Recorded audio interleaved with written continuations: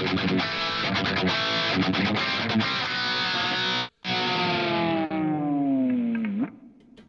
going on, everybody? Hello, welcome, and thank you for joining us for anything and everything rock and roll. Of course, with a little bit of ADD. I'm Zach. I'm TJ. And I'm Robin. And you're listening to Rock Detention. I don't feel tardy. Gentlemen, how are we? Good. Always good. How you doing, boys? Hectic. Great. Everything's wonderful. I just rushed home from a rehearsal, so I am just honored and glad that I made it. And thank you, everyone, for understanding and letting us start a few minutes late tonight. So rock on to all of you. Robin, what's going on in your world? Were you out of town today? Yeah, I was out of town yesterday. I was in Houston. I took a day trip to Houston. So. Dude, what? I thought you were there today. No. I was in Houston yesterday. That was yesterday. Yeah. You texted us and asked us what to listen to. What were we listening to? Oh yeah, when we were driving, I texted the whole group and I was like, guys, I gotta take a long road trip. What do we listen to? So I was trying to think of funny things to send you to listen to, but I figured that you'd be like, okay, yeah, I'll listen to it, because but I couldn't think of anything ridiculous. Who did I go? I was listening to someone's catalog yesterday. I don't know why I started listening to them. It just kind of like came up in my thing. Who did I recently listen to? Oh, Train.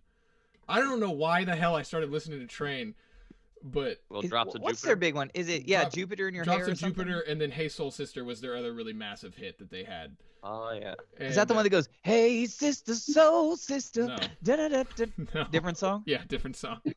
Okay, my bad. But yeah, some of their deeper cuts, really, really good stuff. And it's kind of like, man, I wish this was the hit. Except Drops of Jupiter. I do love that song. But yeah, it's like there's other stuff on the album that Hey Soul Sister was on. And I'm just like, this is a better song. Why is this not the hit? So now, but what is Jupiter? Drops of Jupiter? Yeah, is Jupiter planet, a synth? I think, unless we took that okay, one no. away, too. I know it's a planet. That's what he's talking about. Is the he's referencing the it's a I believe, if I remember correctly, he wrote the song about his mother, and I don't remember exactly why, but he's talking about like she took, she had to go on this soul searching journey, and it's like, okay. So I thought Jupiter might be a scent or like a color. No. Like she wore the L'Oreal Drops of Jupiter hair dye. I don't know. No, it's a very like poetic way that he's saying, like, hey, now that you're back from your soul searching journey, like let's talk, let's have a relationship again, kind of a thing. So, okay, right on. Yeah. That's beautiful. I mean, thank you for being a lyricistical person so that you can say these things. I love that Dude, stuff. did you get a new bass? Oh, wrong way. That doesn't look like your jazz bass. So, it's not a jazz bass. It is a 5-string Dean. It's a Dean 5-string bass, and it doesn't work. Did you join a metal band? No, but I got that while I was playing in Varna out in. Okay, right. But it doesn't work. I needed to fix it up. So only one knot, like it turns on, but the tone's not very good. So I mean, on is better than off. So true. That's wonderful. But I hung it up because we have a bass player as our guest tonight. So I was like, we have a guest tonight? We have a guest tonight. I know. Absolutely. It's a dear friend of all of ours, who you all know and love, is the one who actually introduced us to this gentleman. We have some epic conversations, by the way, like via text threads.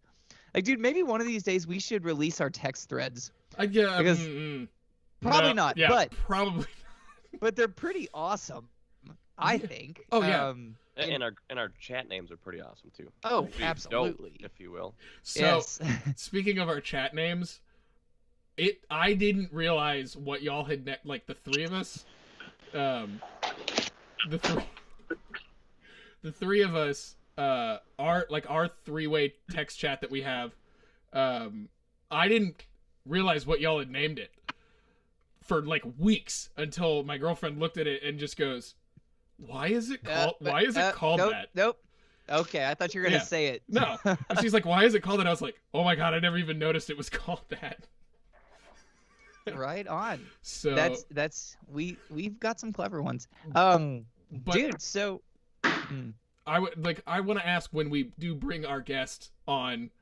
I want to ask why the heck we named our 5-way conversation Sauna Patrol, because I never caught that, why it was named that. So when we get Dave on, I want to ask that and see if y'all like why that was named Sauna Patrol. now, okay, well there he goes. He gave away the name. How are we doing this? Are we giving away the surprise, or are we? Do we is just the go in surprise with, coming in later? I don't. How do we do this? Hey, so, do we go 4 and then 5, or I could do 4 and then quickly set the 5 because I have to set, or I could just set it live. Okay. Well, let's give Mr. David his big intro, and then we'll surprise attack the people with number 5. Okay. I don't know if it's a surprise. Whoa! Number 5 isn't here. Okay. What? We. Oh. Hello, Oh Dave. my gosh, Robin, do the intro, please. Oh man, our guest tonight is a world-class bass player. He has played with everybody from Ritchie Kotzen to That was Kotzen. Is it Kotzen or I've always pronounced it Kotzen. Well, he's not technically here yet, so you can't ask him Yeah, until I he's can't on. ask him that, but we'll ask him We'll that when ask- he gets on. But he has got Daryl several McDaniels things. from DMC. Thank you. There you go. You don't need to look that up. Come on, Yep. bro. It was on my list. I have like the list right here on my phone, so I was gonna look up everything. Let's get but the intro going. Come on, Robin. this is Dave Filice. Hey. That was a wild crowd. I don't know why I punctuated it with, but I did it. Hello, Mr. David. How are you, my friend? I'm good. How you guys doing? Always good. Yeah. Absolutely amazing. Now, I've got to ask you, is it Filice? Is it Filice? Is it Felice? How do you say it? Well, when my ancestors came from Italy, it should be Felice, but the American tongue was like Felice. Or like, okay, fine, let's just go with it. How you can pronounce it? Well, So, okay. Well, this is a safe place. How do you want us to say it? Felice is fine. Felice. If we're at Feliz Olive Garden, Navidad. maybe it's Felice. Yeah, there you go. Felice. See, I like Felice, Felice, it's better, right? but I'm not a big ceviche fan. Ooh, Okay. Felice, Wales. Yeah. Not really my thing, but that's okay. Yeah. Go on. I'm with you on that. Yeah. But there's a restaurant in the Cosmopolitan in Las Vegas. It's like a Spanish Asian fusion place, and they do a coconut meat. It's like they use the meat of a coconut to do ceviche. That's pretty unreal. But other than that, I guess it freaks me out thinking that salt and lime are cooking a piece of fish. You know? Yeah. You with me? I don't know. A Spanish Asian fusion restaurant. I don't know if I've heard of that, but I'm interested. I'm intrigued. Oh, it's phenomenal. I'll look up the name before the end of the night and let you know. But it's in the Cosmopolitan, and it's pretty epic. So Nice. anyway, Robin, how are we doing over there technical wise? Oh, I think I figured this out. Because Ecamm added a new mode where I can actually like preview something before I do it. So I think I got this right. So we'll see how it looks. Should we go ahead and I would bust the say surprise? why not? I'm Ladies and publishing gentlemen, you know him and you love him too. You've seen him before. Please also welcome Mr. Daniel Knight. Oh, yeah. We got Hello. we got the full Sauna Patrol crew right here. Oh my god. Oh Okay. my. Live and in person. Where did this name come from? Well, if you followed the text, Robin, Did you Dave guys and I were talking. We you were talking guys- about the sauna. text so fast? Well, you need to get your thumbs up and going, man. I'll come back to my I'll be doing something and I'll come back to my phone and it'll be like 38 text messages and I'm like I love all of y'all. I ain't gonna read all of them. I'll scroll back and it's like long text messages. I'm going, okay, what are they talking about here? I read all of them, so I don't know. Like I'm I a know, terrible but- human being.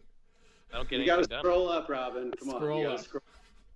Yeah. Scroll up and grow up, man. Come on. Yeah. No, it stemmed from TJ, right? It's all about the sauna, right? At Yep. the gym. I'm not going to the sauna unless or not going to the gym unless that sauna is available. Because come on, it's good for you. You need Gets it. all the toxins out, but that shit ain't happening without the sauna. And he was like, no, TJ is all about the sauna.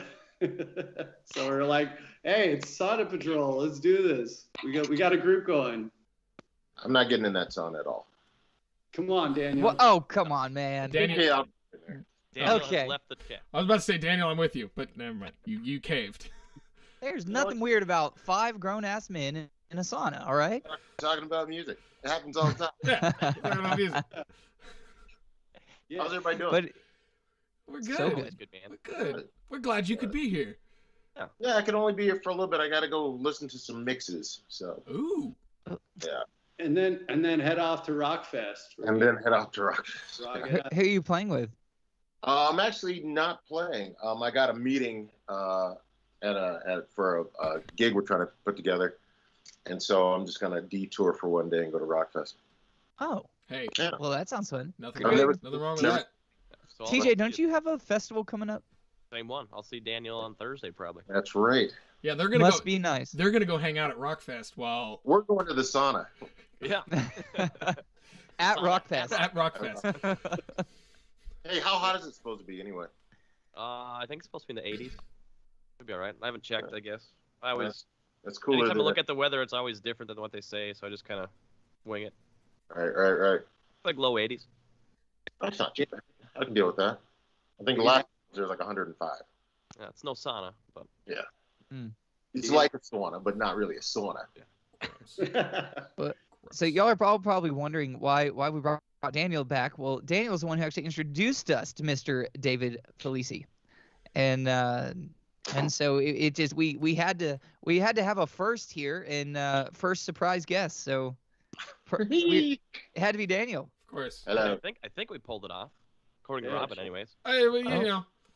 When we watch the replay tomorrow, we will definitely see it.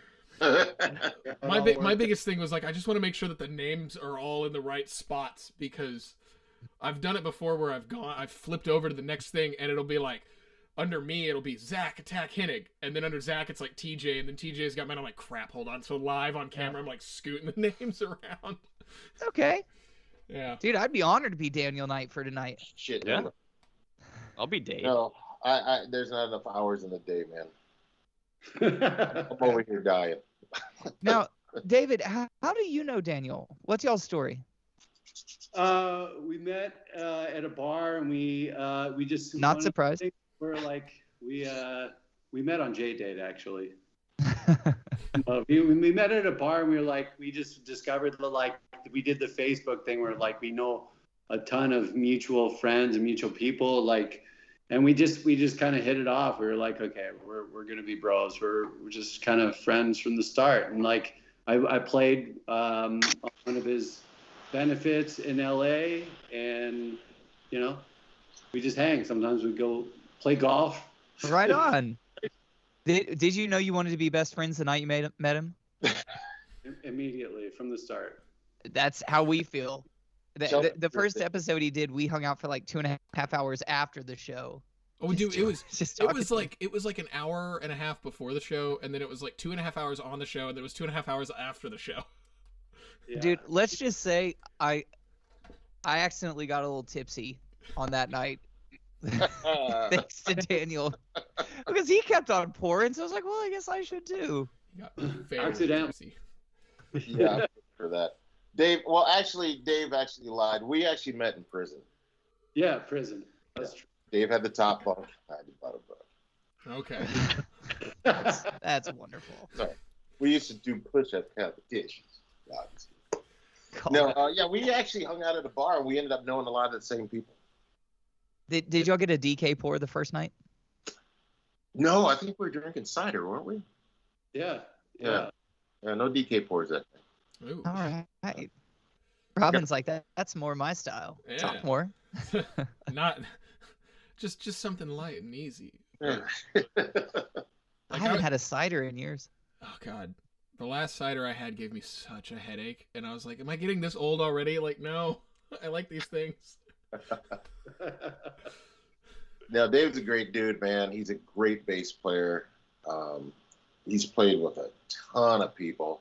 Some old friends of mine from Minneapolis, even, which is great. That's how small the world is. But yeah, he's a good dude. That's my guy. Yeah, That's we're awesome. all, it's the Rembrandts connection. It's a Minneapolis thing. I used to play with the Rembrandts, who are a staple of Minneapolis too, among so many other things. But Phil Solemn, Wow. So yeah, we just kind of discovered we had a lot of mutual buddies, and we been hanging ever since and jamming and all that stuff. It's good. Did you play in Thrush too? I did not. That was John Oh, Field, John Fields. Okay. Michael Bland, but I did do. We would call it Thrush Light because we had a drummer out here in LA, Eric Powers, that I toured with, and so we would play those songs. But man, that is one of the sickest records out there. It's just a solo project Phil did with those guys, and it's amazing. Phil Solemn is one of the most prolific songwriters out there, and the stuff the Rembrandts released, like those guys are just great songwriters. And Phil, in his own right, that stuff is just amazing. So it was really fun to play. And Phil's in Nashville now, actually, too. Yeah. Yeah. Yeah. Well, I'm in Nashville. Well, see, you guys should hook up. You'd like Phil. He's a good dude. Right on. Yeah. I'd love to meet him. Yeah. All right. We'll make it happen. I believe you, Daniel Knight. We'll connect some dots. See what happens. So yeah. So Dave, you mentioned a gentleman. So we sent you those questions and you answered the one of like, who's your the teacher who influenced you most, and you put Bunny Brunell. Yeah. And I was like, wow, that's a name I haven't heard in a while. And because I grew up in the jazz world, so Chick Corea and all those guys were people that I like grew up with, or not around, but just with their music around the house. And so I was like, wow, that's really, because I read your thing and I was like, wow, okay, so he's playing with people like Ritchie Kotzen. Is it Kotzen or Kotzen, or we were gonna ask that? Ritchie Kotzen. Kotzen. Oh, okay. yeah. Wow, I'm wrong. Robin loses again. Yeah, wrong again.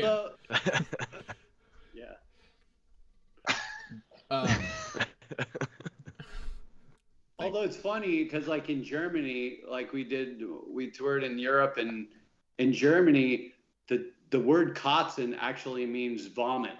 So the Germans would kind of crack up at his name. He was like, "You realize what Kotzen means?" I'm like, "Yeah, I don't care. He's one of the baddest guitar players the rock." But funny, Truth.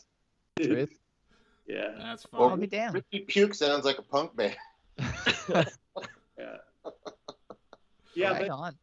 I used to, he was one of my teachers when I first moved to LA. I used to take lessons from him across the street from the world famous Guitar Center there on Hollywood, or on, what is it? It's on Hollywood Boulevard. No, it's on Sunset. Yeah.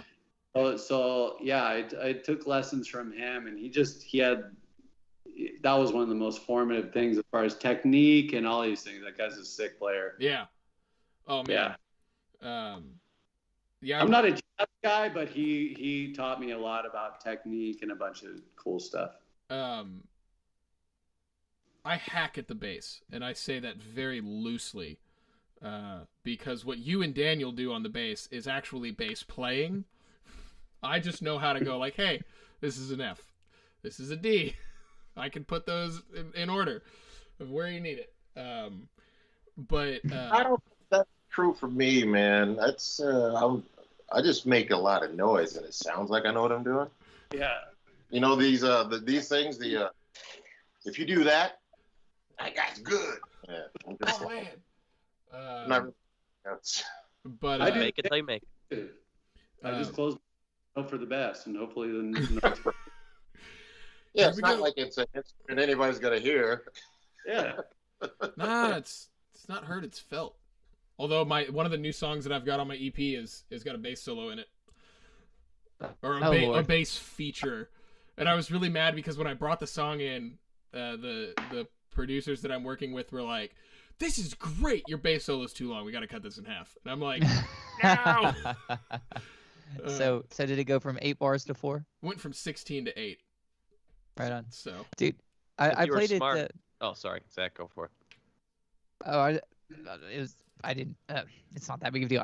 Well, it is a big deal. I was proud of it. I played it Basement East this last weekend for the Dio's birthday bash tribute show, and that was an absolute honor. Everybody was super nice and amazing musicians here in Nashville, and but anyway, we did a couple of songs off Black Sabbath Mob Rules, and the solo in I think it's Country Girl. It's like 4 bars. It is the shortest solo of all time. That's the end of my story. I was just like, you said you were cutting your bass solo down, and it made me think of that. So there you go. Wow, that literally had no point to it. But now you know what I wanted to say. Here's the thing. You played with Nathan East? Do what? You played with Nathan East? No, I I played at the Basement East, which is an iconic bar Oh, I thought you said venue in Nashville. I'm like, man, that dude's a beast. That's awesome. Well, No, Basement East is Nathan East's little brother. Yeah, I now I got to look up this Nathan guy. Who does he play with? Mostly Clapton for the most part. what is Everybody what does he play? bass. Bass? Okay. Because I was like, I thought Doyle Bromhall was the guitar player for Eric Clapton. I think his residency is at Basement West too, if I'm not mistaken. Yes. Yeah, exactly. Gar. Nathan, Yeah, Nathan East is one of the baddest bass players ever, and the dude's always smiling. But I just got one of my favorite basses is this Yamaha BBNE 5, which he designed, and it's one of the sickest basses best sounding basses I've ever played. But yeah, that guy's a monster. dang. Well, I'm sorry, but I did not play with him this weekend. Down, come on. But I did play with. Do you know a guy named Tripper Ryder? No, I should.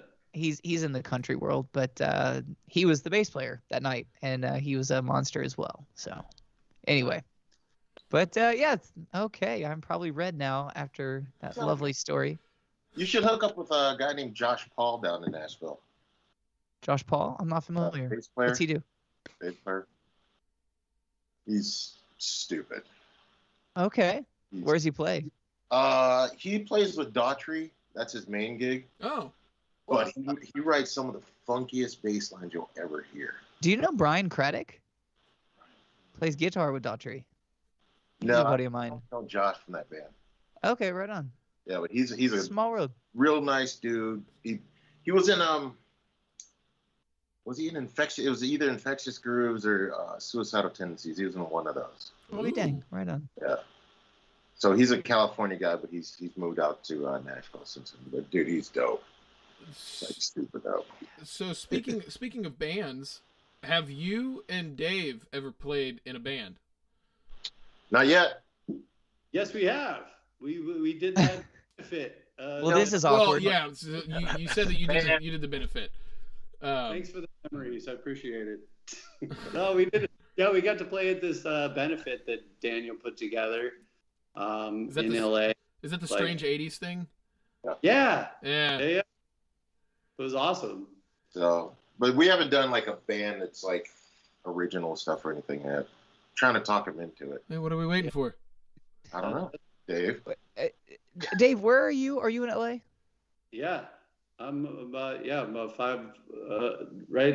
10 minutes from Daniel. Yeah. I've been in LA for about 20 years. Oh, damn. So what's LA doing now? Is it still pretty shut down? You know, I don't know. It's wide open. Everyone's doing their thing. I don't know about the music scene, I haven't played in LA. Probably played 2 shows in LA in the last 5 years because Oh, I'm wow. traveling and playing everywhere else, which is actually a good thing because I love this scene. I love where I came up in. It's an awesome music scene. It's like the hub and central of the music industry and the entertainment industry, but playing out here can suck sometimes because to ask somebody to go to a gig is like asking them to drive you to LAX or mow your lawn, and people just kind of like stand there like, what do you got? You know? So it's like Ugh. it's just, that's why I love coming to like the Midwest or everywhere else. Yeah. People actually enjoy going out and playing live music, and they'll go actually to a venue just to see live music, where LA it's like I said, you're asking somebody a personal favor to go out and see live That music. sounds horrible, to be honest with you. I mean, Yeah, it I is. went to this thing called the Whiskey Jam, which is a really famous and it's a cool event that happens twice a week in Nashville, every Monday and Thursday. And yesterday was a special one. They actually did it out in the back parking lot, and they put a big stage out there, a big light show production. And I mean, there was probably 2,000 or 3,000 people there. There's a line around the building, and Yeah. that breaks my heart to hear that about LA, man. There's a couple of good, like those jams you're talking about. I know what you're talking about. There's a couple of good places, but my experience coming up in this town, and a lot of people will tell you this, that it's an entertainment town. So it's like everybody comes out here with a purpose. Everyone moves to LA with like a dream and a purpose. So it's like people don't.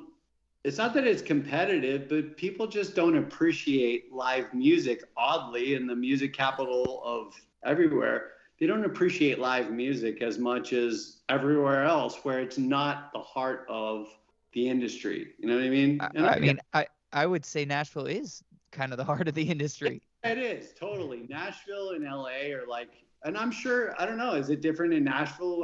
I've found it is that people actually will go out and support and enjoy. Absolutely. I mean, I can show you sold out venues 7 days a week. Yeah. I mean, I go out Monday through Wednesday. I stay home Friday, Saturday. Daniel, It's nuts here. have you found that to be the case, Daniel? Yeah. But I mean, I think out here, I think the big problem is that, as far as musicians go, we're all in that same circle. Yeah. And it's like, I don't want to go see the guy do what I do. You know what I mean? Or it's like, I have to play tomorrow. I don't want to go out tonight. So it's kind of, I think it's a lot of that. Okay. But yeah, it is kind of weird coming from the Midwest and, coming out here. And it is like pulling teeth to get people to go out. I believe it. At the same time, people are paying, cover charges that are ridiculous. They're paying $20 for parking. Yeah. So, I mean, there's a lot of obstacles to get people out. So people just don't necessarily go out and see live music as much. I think. I don't know. Sure. Now, are any venues open like out there? I think they're all open now. I think. Okay, so I haven't been there. So. The ones that survived, I don't know. I mean, is Rainbow Whiskey? Are they? They're not going anywhere ever. Yeah. I think I saw Steelheart is playing at the Whiskey. Oh, really? Like next week, and then like Firehouse like a couple weeks after. At the Whiskey? Yeah. Oh, man. Let's go. Zach, Firehouse, man, you got to get out of here for Firehouse. Oh my goodness. I got to see if Andrew is playing. How do you know Andrew? Dude, I've known Andrew for years. I've played in bands with him, and Do you know like particular bands you played with him with? just bar bands, cover Okay, bands. right Yeah. on. Just curious. I know, yeah, that guy does it all, man. He's very diverse. And that guy's just got some pipes, and he's a cool dude. He's a good dude. Absolutely. Have you seen him with Last in Line? I haven't, but I used to play in Phil Soussan's band, like locally. He was a bass player in Ozzy's band, so he was playing guitar and singing, and I know that he's in last in line as well. Yeah, dude, so it's a monster lineup. You got Vivian on guitar. Oh, yeah.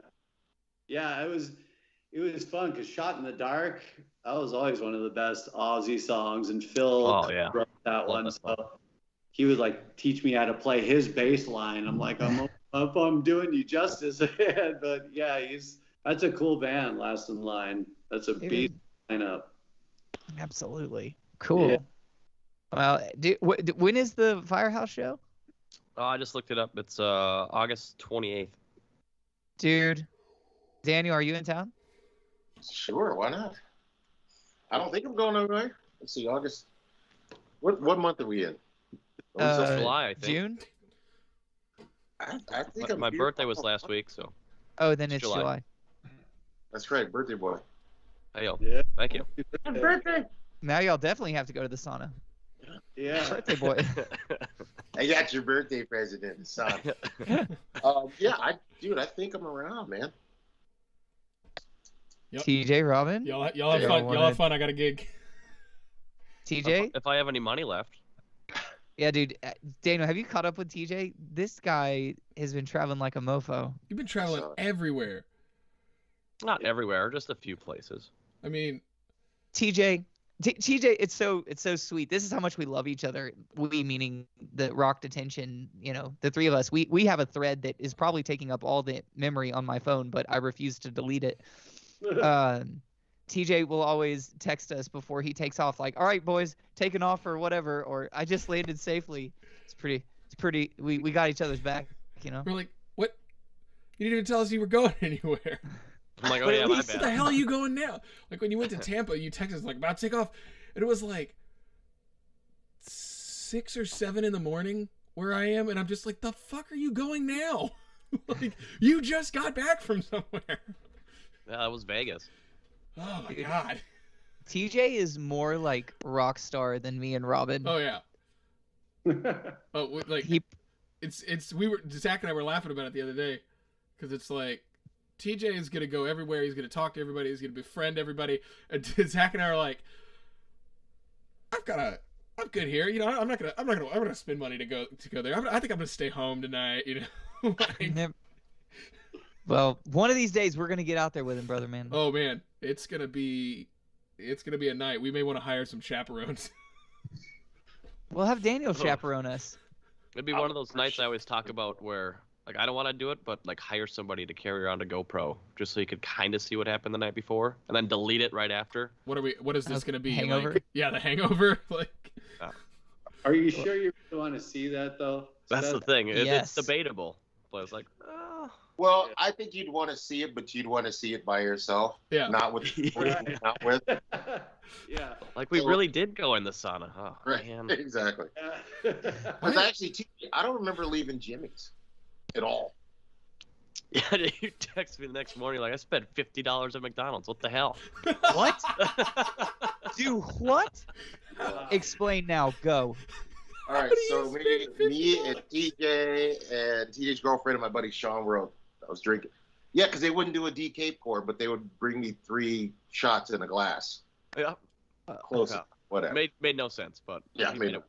Okay. But, how do you spend $50 at McDonald's? I will tell you. I want to know. I assumed our Uber driver was hungry. It's an assumption. He wasn't. And, me and Sean are big dudes. So I wanted to try everything because I hadn't been to McDonald's in years. But I did find this out. If you take a Big Mac apart and then you take a chicken sandwich and you smash it down, you can put that entire chicken sandwich inside of a Big Mac and eat it like that. Oh my God. That's lovely. How did you feel the next day? How did your stomach like you the next morning? Horrible. I felt Horrible. horrible. I had heartburn that would start like a forest fire. It was awful. Oh my god. Oh, dude, I'm in pain just listening to that. I mean, right before the show, I was snacking on hummus and broccoli, man. Like, come on. I was taking chicken sandwiches inside of a Big Mac. Car. Dave, you're in trouble next time we hang out, by the way. You know that, right? Do what? Dave's in trouble next time we hang out. Oh, hell yeah. It's going to be August 28th. I'm highly considering going to see Firehouse. Really? Yeah. You got a bed? Yeah. All right, I'll stay with you, baby. All right. We'll be cuddling, but All right. I don't know about the firehouse part, but I'll go hang just for the entertainment of you guys. That's all. All right. Great. So we're good.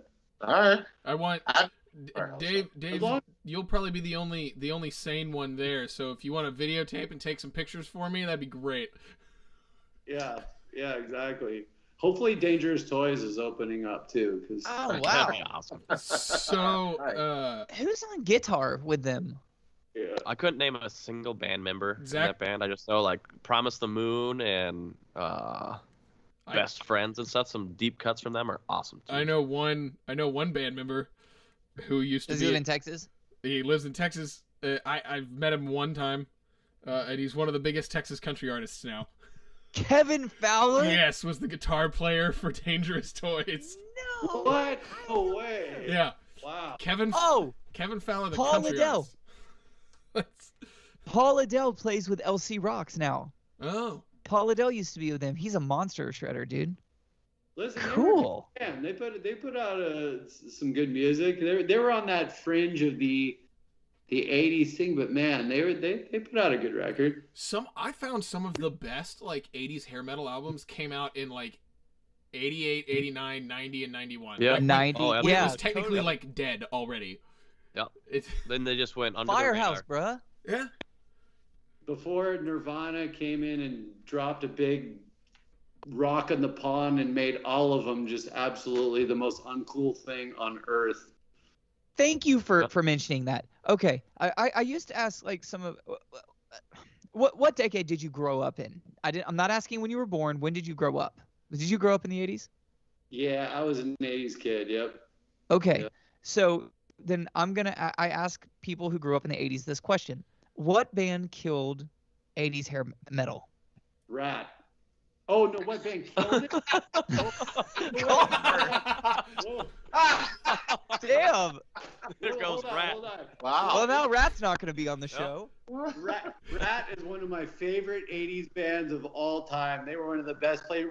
What killed it, in my estimation, was Warrant.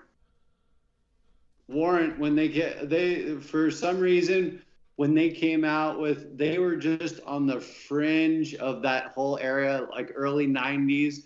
And I think once Nirvana hit, that they were like the last and made it all uncool. There was some cool stuff from Warrant, but I thought you were saying one of was my favorite 80s bands that killed it. Rat was a point, dude. Oh, okay.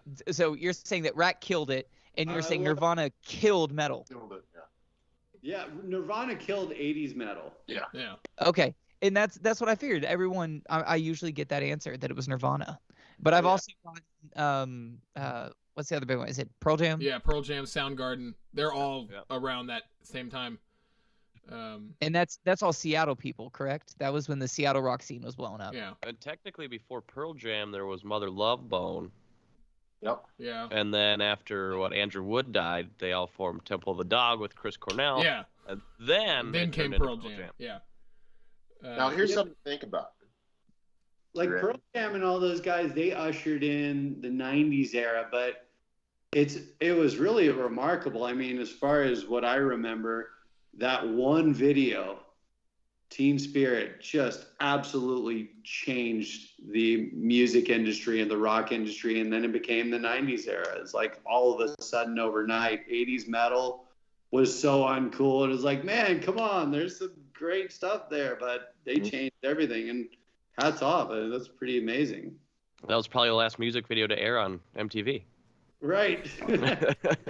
Yeah. So- See, I so- grew up in an area where actually MTV played videos, and that was such an inspiring thing to like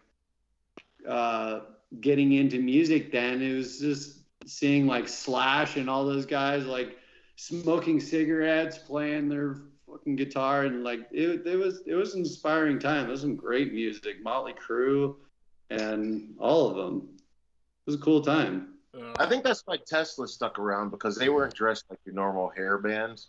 Yeah. You know, they almost I had can see that working class kind of look. So I think they kind of snuck through the cracks and was able to stay around longer than most other bands. Totally. And then, you know, when Guns N' Roses was out too, I mean, they started kind of glammy, but they kind of got rid of it pretty quick. Yep. I think they were taking a little bit more serious because they didn't have the synchronized dancing thing that Warrant had for a while, and matching guitars with dollar signs and shit on them, So I think those two bands kind of got taken a little bit more serious, And then even like Motley Crue, they changed their clothes too to kind of adapt, because they really went they were glam the fuck out, and then they went to like the whole Dr. Feelgood thing where they look like tough dudes, Oh, So man. That's a great album. Yeah. Wow. But here's my theory. Okay, so Nirvana came in, Dave Grohl's on drums, right? Oh yeah. Killed rock as we knew it. And then he brought it back with Foo Fighters. Yeah. So you think he did it on purpose? Is that what you're going at? No, I think it's just crazy that he actually had a hand in killing rock that was huge, and then it was dormant, and then he brought out the Foo Fighters and brought rock back. Touche. Absolutely. He is somebody I'd love to have on the podcast. I'd love to meet him. Oh my god. That would be like love a that 4-hour podcast. Like he'd just have so much to talk about. Probably wouldn't be that hard. Daniel, that's your cue where you say, "Let me shoot a text." Yeah. Yeah. Because Daniel is one of those guys. I have his number. Very quickly. Of Like, course you do. That's why I said it. I ran into him, so like I got really, really lucky.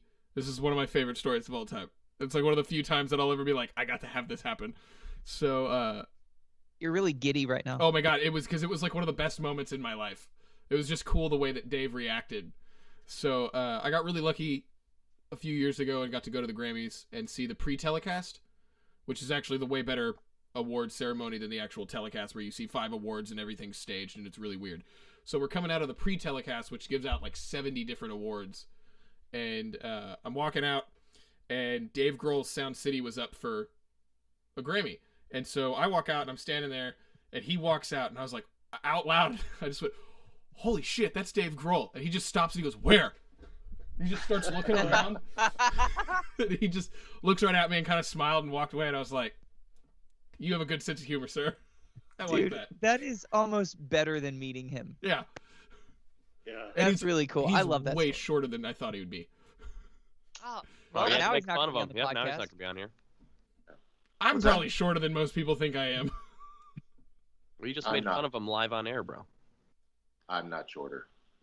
No. I'm 6'4". What are you, Daniel? 6'5.5" on the weekend, 6'6" like Monday. Of course, you're an inch and a half big, taller than me. Depends All on right. how much he spent at McDonald's the night before. 5'5". 5'5". Oh my god. But gents, I gotta run. I gotta catch this engineer. I've been doing studio work finally again. Good. Good for you. Yeah. I did some drum tracks for a Japanese record. Cool. What artist? They're called Living Rita. They're brand new. Apparently, it's a couple, and they were successful on their own, and now they're a couple. Like, Is one Cool. of their names is the girl is her name Lisa or stage name Lisa? I don't know. Oh man, she's an artist from Japan and I love.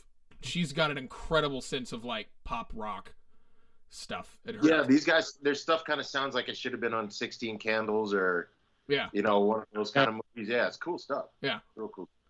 So, well, cool. So- Right on. Yeah. All right. So, Zach, look at the 28th. TJ, I'll see you day after tomorrow. Dave, Yes, sir. I'll see you on Monday. We're going somewhere. We're doing something. Yeah.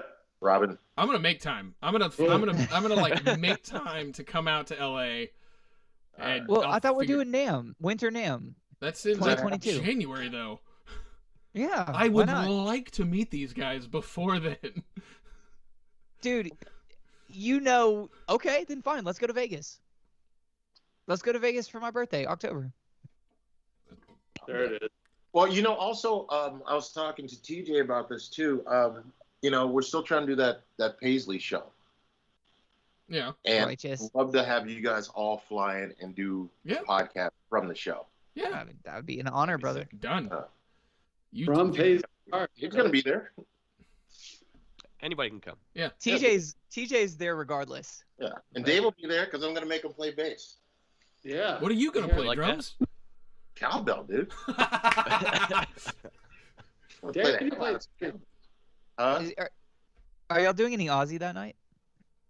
No, we're only doing music that came out of Minnesota. Ooh. Oh, Yeah. so Greasy Meals on the playlist. Not as of yet, Yeah. but I'm putting together a really wicked Hooster Do little section Yeah. with some bad boys. So What? I'll play the fucking tambourine. I want to be a part of that. perfect. Yeah, it's gonna be dope. Can we play some thrush? Sure. Okay. Isn't thrush like a yeast infection in the mouth or something? It could be. All right, gotta go. That's what thrush was. I don't know. Y'all keep saying that. And I'm like, am I wrong? It's I a didn't think band. of it that way. I didn't think of it that way before, but I do now. Thanks. Yeah. Never Oh, again. Ugh. Well, now they're never going to be Really? on the podcast. All this shit we say out here, and that is like the worst thing. Yeah. Lord. All right. Anyway, listen. I don't want to take up too much. I don't want to take up any more of your time, Dave. You guys have fun. I love you guys. Love you too, sir. Cheers. I'll see you soon, sir. Love you, brother. And yeah, Firehouse. Love you, man. All right, man. It's on. All right, Well, Dave, talk you're soon. going to Firehouse. You're going to go to Firehouse. I'm going to Yeah. make you go. All right. It's on. All right. I'm serious. Okay. I don't know where you live, but I'll find out. Well, it's 10 minutes away from you, so Yep. start searching. Yeah, just draw a circle, 10-minute radius. Right. And that's so we'll make it happen. All right, gents, I got to run. All Take right. care, homie. Talk to you Love later. you, man. Bye. Later. Yeah, the world famous Daniel Knight. I mean, Oh my God. Yeah, thanks for sharing the spotlight, Dave. Yeah. That was fun. Daniel's my brother. That guy is it's amazing. Like, I think I've been in LA for 20 years, and I think he's been in LA for about a quarter or half. I don't know, but he just that guy just knows everybody because he's a great player and he plays everything. But because everybody knows Daniel. Yeah, yeah. Yeah, the first. Go ahead, Rob. The first night that we talked to him, it was just like, good Lord, this guy's story. Where's the book? Where's the movie? Like, I know he's got good stories about Prince and all kinds of stuff. Yeah. That was like the only podcast where none of us talked. We're just like, and keep going. But yeah, so you've had a pretty illustrious career with who you've played with and what you've done, and Illustrious. yeah, good word. Big usage, bro. word. Hey, I'll Way take to it. go, SAT. it's like, where to even begin? I mean, the name that caught my eye right off the bat was Ritchie Kotzen, like, because Same. you know, I grew up a Mike Portnoy fan, so when Winery Dogs came out and Ritchie was the guitar player for that, and hearing him sing, I'm just like, all right, who the hell is this guy? Like, I need to know more about this. And then to find his albums, and I'm just going, okay, this guy's like a metal guitar player who sings R&B? Like, what is this? So Yeah. going on tour with him and playing God knows where you played with him. I mean, you played in South America and Europe, and what was touring with him like, and being on a stage with him? Touring with that gig was, to this day, one of the most musically fulfilling gigs I've ever been on. Like, Ritchie was one of those players that I remember when he was in Poison and then Mr. Big. He was always one of those guitar players that just had this bluesy feel, but he's one of those players that, like, he can just get so much soul out of one note and then just absolutely shred with the best of them. But so I always wanted to play with him.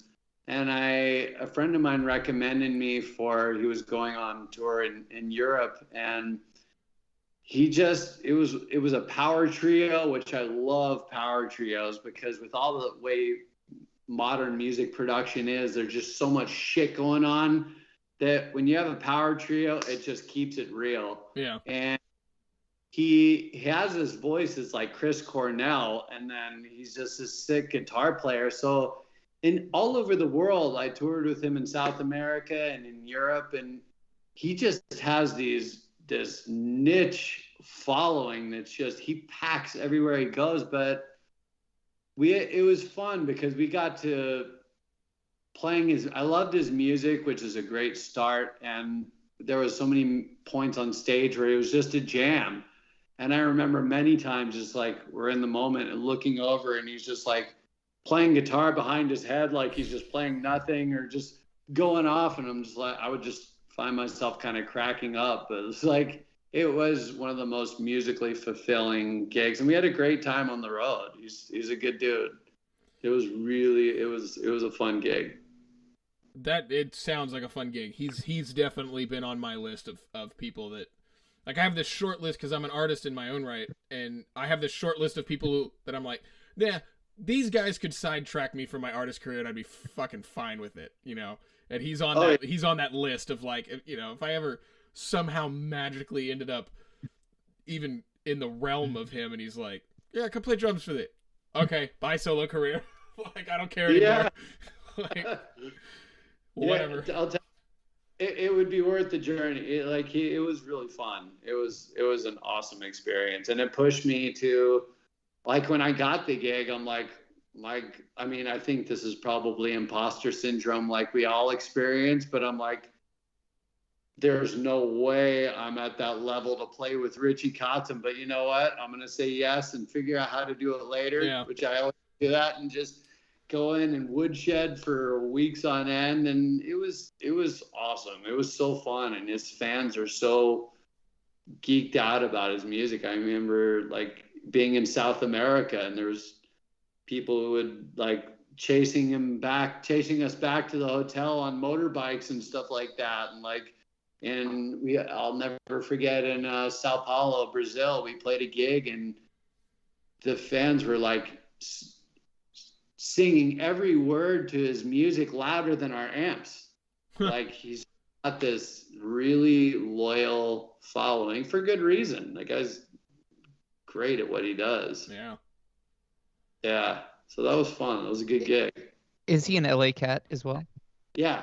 He lives in LA, not too far from, well, I think he moved, but yeah, he's an LA guy. Right on. Like how I lived in LA for all of like 5 months, hated it, and came home. And actually, you mentioned earlier how there's, like, you know, no one really goes out and plays live, or no one goes to live shows. That was one of the reasons I moved. Like, I come from Austin, the live music capital of the world. It's like live gigs and playing. I mean, that's what I grew up on. And yeah, I wanted to do more of that. And I think while I was out there, I played one gig. You know, it was just like, I can't do this. I'm good. I'm gonna go home. And it was that competition thing. It's like, oh, you play drums? Yeah, no. Like, oh, you're on my list. Like, I got to be better than you. And I'm like, why? Oh yeah, no, it does have that vibe. It's almost like a catch-22 in LA, where it's like, you don't get another. You have to have played with somebody, but if you haven't played with somebody, how the hell are you going to get a gig? It's like this weird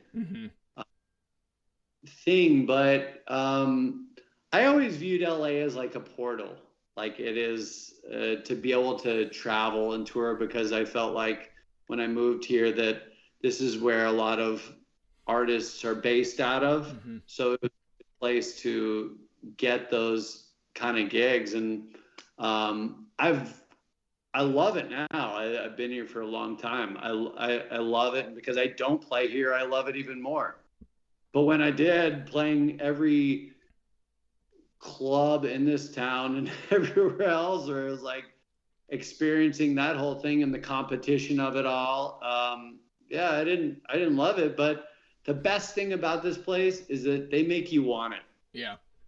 LA tests everybody, and it's like there's like this curve where if people move here and after 5 years all their dreams aren't come true, and in acting sense and otherwise they move up, they move, but LA makes you want it. You gotta grind, and eventually, you know, I've found it to be a good place, not to play but to be.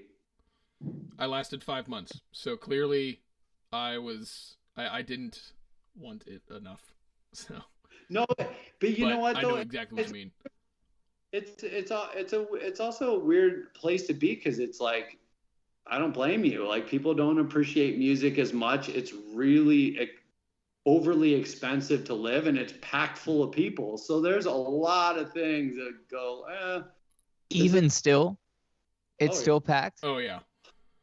I thought everyone left LA they should because they're all moving here. I'll tell you that. Yeah, they're all Yeah. moving here too.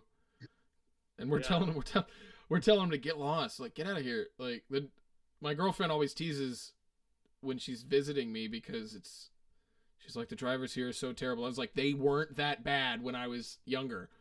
Like, it's this influx of California drivers. Yeah. Yeah. Because I've driven in both. I think during the pandemic and over the last couple of years, especially Nashville, people have said, I'm out of here. And Nashville is the place. I know a lot of people have migrated there and packed your city. So it's like almost beyond what the infrastructure is built for. But yeah, Austin and Nashville, I think, are the two exodus places for LA musicians to get out of. Absolutely. Oh yeah. Absolutely. Are tours still based out of LA? Like, is that a big tour hub? Like big bands? I think it's Nashville and LA, but yeah, I would say so. I think it's mainly those two cities. Right on. Do they hold auditions out there, or is it just all who you know and name put in the hat for things? At this point in my career, things like kind of just it's more based on recommendation. Sure. Coming up, yeah, it's auditions, and honestly, I never got a touring gig from an audition. I would always go in super prepared, but I don't think I ever got a touring gig from auditions. It was all just by going to clubs and meeting people, and it's your network, as you guys know. It's just sure. Who you know, and you have a friend who goes, "Hey, blah blah blah is looking for a bass player or drummer. Can you do it?" So where did you get your start? Like in LA 20 years ago. Were you playing cover gigs? Were you just taking anything off of the paper one ads? What were you doing? I kind of got an odd start in this industry. My first music job was scoring softcore porn films. They were actually on they weren't like hardcore. They were the ones that actually aired on like Cinemax. Skinemax, right on. Cinemax. We were scoring like softcore Skinemax movies, but it was like people had this thing like it's all like bound chicka. No, they would actually come in and be like, okay, we need a scene like 9 Inch Nails, or we need to sound like sure. So it was a good experience from a writing standpoint of sitting in a garage and just like you just got to come up with whatever on a timeline. But after about 2 years of that, I knew that I wanted to tour and get out there and play bass. So I answered an ad in this thing called I think it was called the Music Connection Service. And it was for an 80s artist, Jack Russell from Great White. Nice. Putting out a record, and he had like Vinnie Colaiuta and Tony Levin playing bass on the record, and I'm like, okay, those are some heroes. So I went down there. It was almost like a homage to Spinal Tap. Like the managers like had this English accent, and it was the whole thing. But so I went from the garage of scoring music to just going on tour. I kind of skipped the van and trailer thing of just getting in a van and good for you, man. And so I started out I was like on a tour bus, and wow, that Jack Russell solo tour turned into people didn't really know about him as much on that, so they brought back Mark Kendall from Great White and called it Jack Russell's Great White. Mm-hmm. That ended with the Station nightclub fire in Rhode Island. That tour, which I was the bass player on, and I ended up leaving after that because I just didn't want to continue. And from there, I just kind of started doing the musician, like just getting Sure. out as I could. Wait a minute. I want to You make actually sure. played that show. Yeah, you were at that show. Yeah, I was a bass player on that show. That was my first tour. Holy. So it was like a bunch of hired guns, like Jack Russell's solo band and Mark Kendall, and that Station nightclub fire was the end of the tour for me. I quit after that. So I'm just speechless right now. I don't know what to say. speechless. yeah, I had. I'm working on a book on it now. It's like it's been 20 years since then, and for the longest time, I didn't want to talk about it. Like if people asked me about it, I just would kind of acknowledge it and change the subject. But Sure. after 20 years, it was quite an experience, and Sure.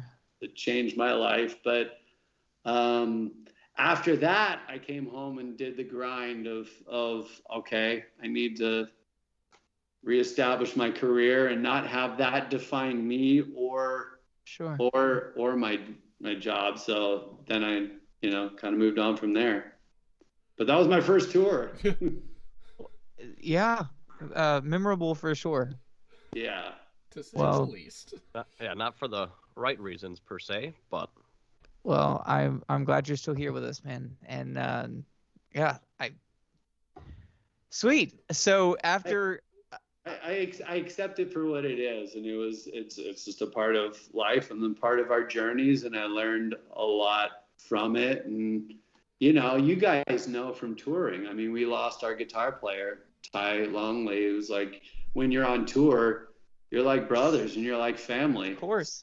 Like someone's standing right next to you. So along with, 199 other music fans that you guys know too. You see the same people at shows, Yeah. and holy shit, wow, it was heavy. But yeah, I moved on from there, and I went to, I think that's when I started playing with the Rembrandts after that. And actually, I think Bret Michaels was my first tour after the Station nightclub fire, which was fun because it was like, Sure. this whole thing is all about like party rock and feeling good. When you were with him, was it just all Poison tunes? What's that? Was it all Poison tunes? Yeah. Well, no, it was half is like, at the time he was putting out like it was kind of like a country vibe record. Mm-hmm. But so I would say 75% were Poison songs that I grew up on. Like I grew up on that era. So it was badass. I love playing those songs. I love Poison.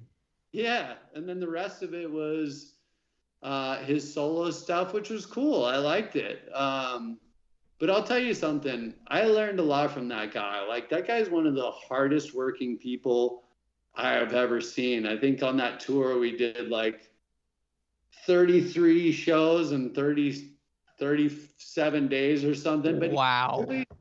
no matter what, no matter how he was feeling, every show he just made the audience feel like there was no other place you want to be. And those songs are so like epic that it's like, how can you not on learning those songs? On that tour, was that like amphitheaters? Was that House of Blueses? What kind of tour was that? It was like House of Blues kind of places. Just Right on. the country like that, yeah. What a fun gig. And you know what? I'm not surprised at all that you say that he's one of the hardest workers you've ever met. I mean, you don't get successful by being a lazy bum, you know? No. He is far from that. He like that. Yeah, I have a lot of respect for him. That makes me happy. Well, he's like in a good mood too. Like I've seen him solo, I've seen him with Poison, and I don't think there's been one time where it's like even if he was off the day of the show, you'd never tell. Sure. Dude, I'll tell you, I saw it every night. every single night, that guy stayed till the last person got a signature or he said hello to. Like he sticks around and he acknowledges, especially for how the music industry is, he acknowledges that the fan base he has. He was very kind to everybody. Wow. I love that. Yeah. I saw Poison a few years ago in Las Vegas at the Joint. Have you ever played the Joint in Las Vegas? Yeah. At the Hard Rock? Oh, who were you with? Right. Let's see. I played there a couple times. The best answer is I don't remember. I played there. I played there over the years. I think one of them was with Jack Russell or Great White. One of them was. I think we played there with Brett. Right on. Played there with DMC. Cool. That's a cool place. Oh, that is a venue in Las Vegas that I definitely want to play. But what I loved is Poison still's got it. I mean, Brett puts on a great show. All the band members were awesome. I love Poison, and I don't know why they get so much crap, but they were fantastic. And CC is still shredding his butt off. Yeah. I love it, and that's I did not know that you played with Brett. That's really cool, man. Yeah, it was fun. It was a cool experience, and from that music, that was my era, man. It was weird, like because I grew up watching all those guys on MTV. Yeah. Yeah. So it was like there was many times it was a trip. Dude, what was your favorite Poison song? Something, you know what? It sounds cheesy, but because of what it was written about, that song "Something to Believe In" was always cool. That's pretty deep. Yeah, because it was about his touring. I think it was his bodyguard that died, but all of it, like "Talk Dirty to Me," "Nothing But a Good Time." Like, Okay, can we take a quick guitar break? Would that offend anybody? Come on, do it.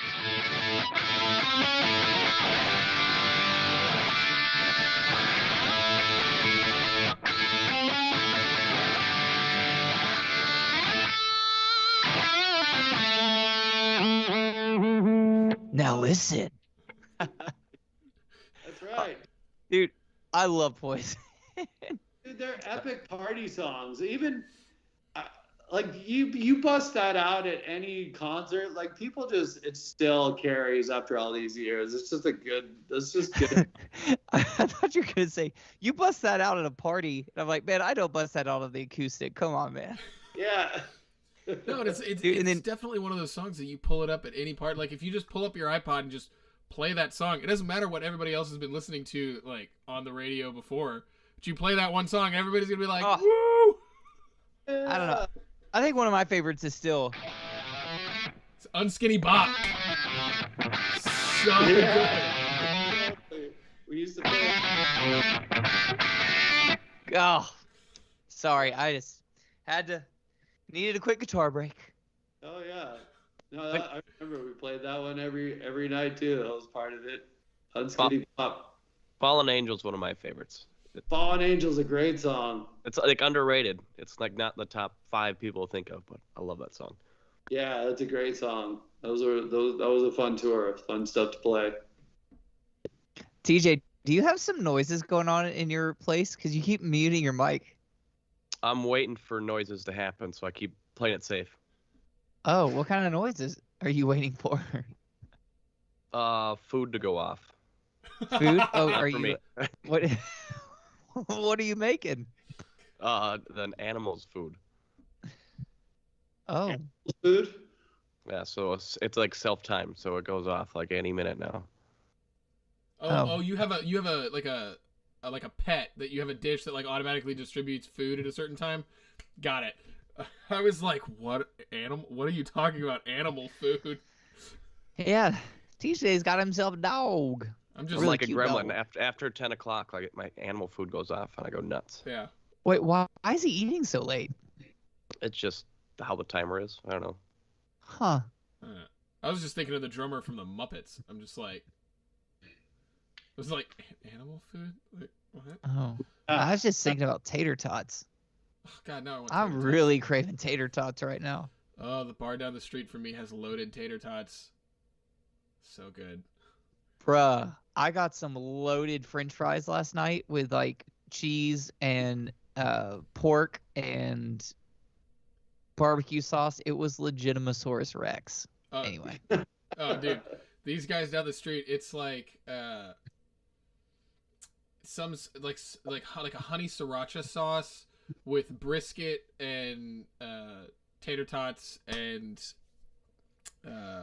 So I don't love sriracha, but maybe with honey in it, is it pretty good? yes, this is. I'm not a huge sriracha fan either, but this honey sriracha stuff that they have or whatever they put on top of this loaded tots is really good. It's a flavor thing for me because I don't mind spicy, but I don't. There's a weird aftertaste with sriracha.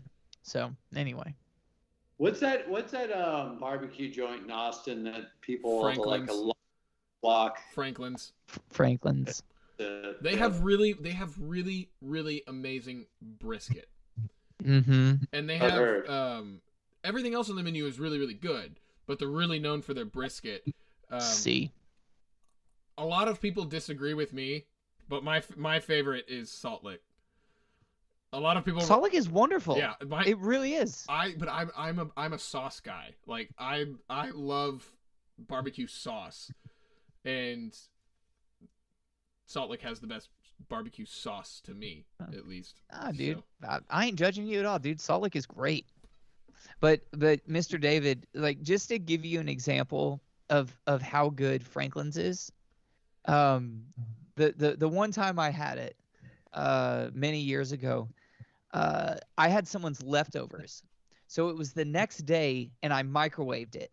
And it was the best brisket I had ever had. Yeah. And I microwaved it. If Wow. it was that good microwaved, I can't imagine what it was like the day before fresh. The first NAM or the second NAM that I ever went to, the first time I ever really got to experience NAM, the first time I ever went was kind of odd. With me? Was I with you the first time we went? In LA? Yeah. And I had I got a badge through like a friend that I had there, and it was only for like one day. And was that you that I spent that with? Well, I'm glad it was that memorable. Oh my God. Go on, tell us your story. But the second time I went, one of my friends brought Franklin's with us, or with him, and it was like in his suitcase. Yeah, so he had gotten it like packaged, and because you can pre-order it and get it packaged. So he brought it out and like bought I believe it was like an air fryer or something for the room, and then that's ridiculous. Heated it up. It was freaking amazing. Like, well, I'm sure it is, but like, man, it's like That's a lot of work. yeah. How do you have room for that in your luggage? Like, oh, I brought the air fryer. Don't worry. No. Like, I can understand the Amazon Fire Stick. He bought the air fryer or whatever he used in LA. So he brought the brisket with him, and then bought the air fryer there, and then just gave it to another friend when he left. So Who is this guy? I know. Car. I know. So what you're saying is you can fly with Franklin's, you can microwave it the next day. It's still gonna be solid. It is pretty unreal. Yeah.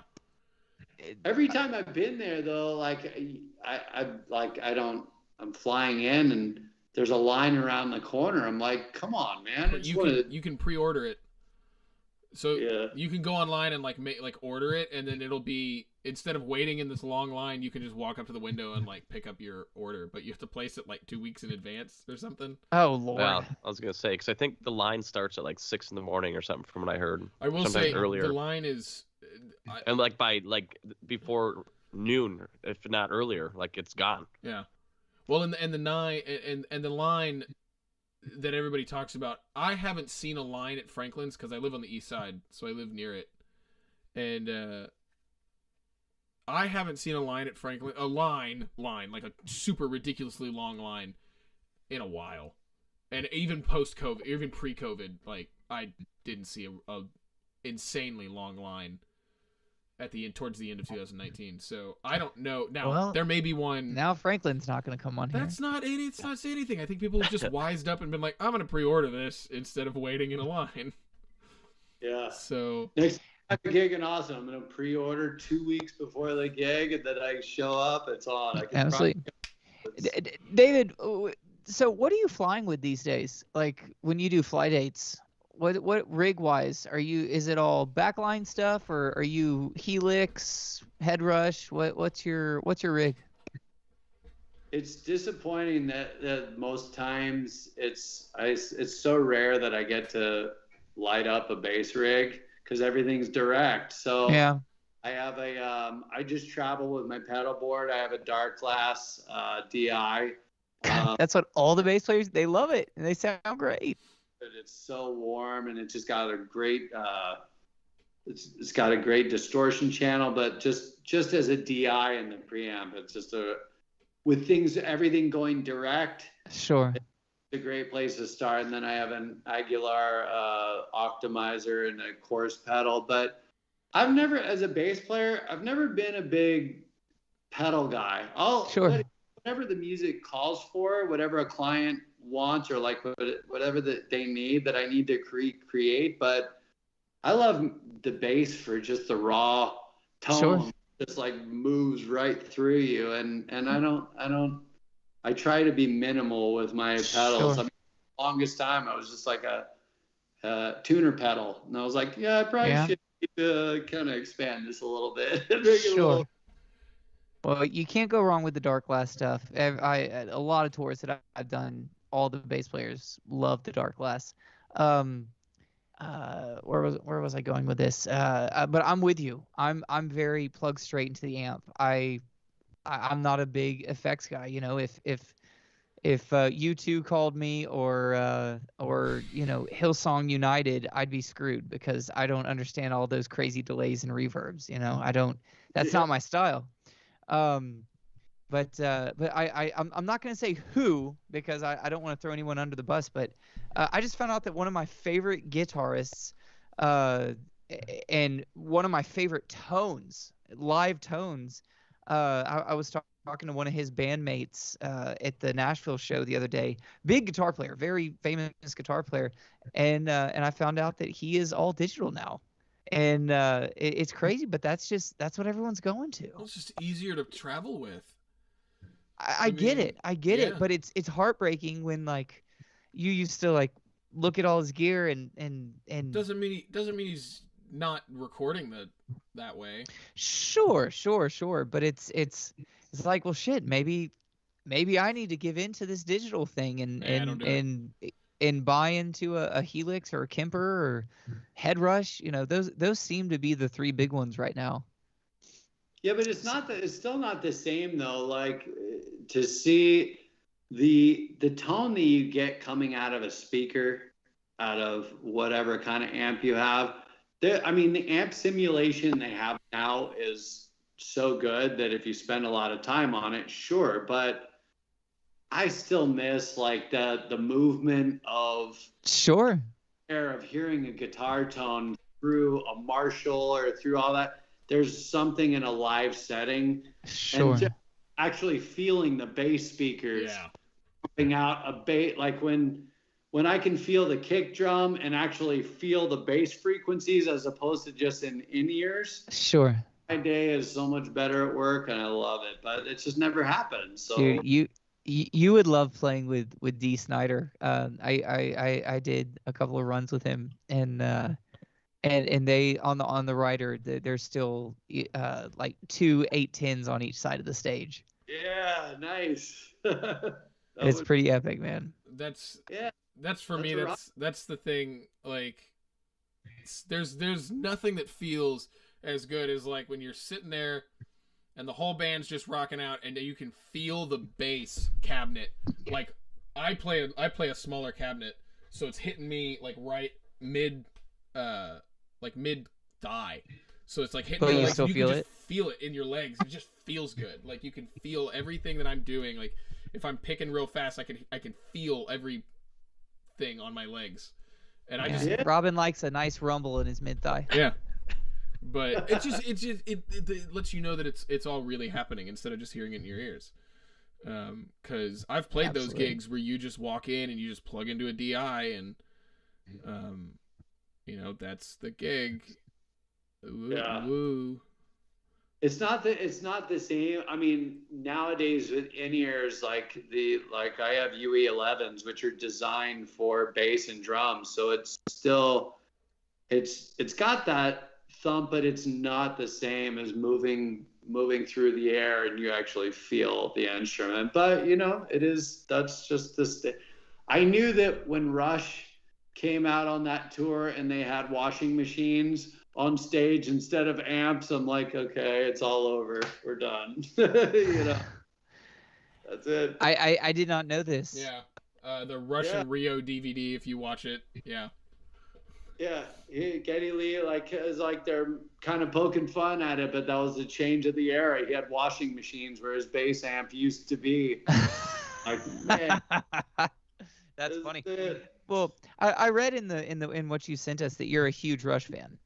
And so what is his normal, like back in the day, what was his rig? Was he an 810 guy? Yeah, I believe so. I don't know. What kind of huge Rush fan are you?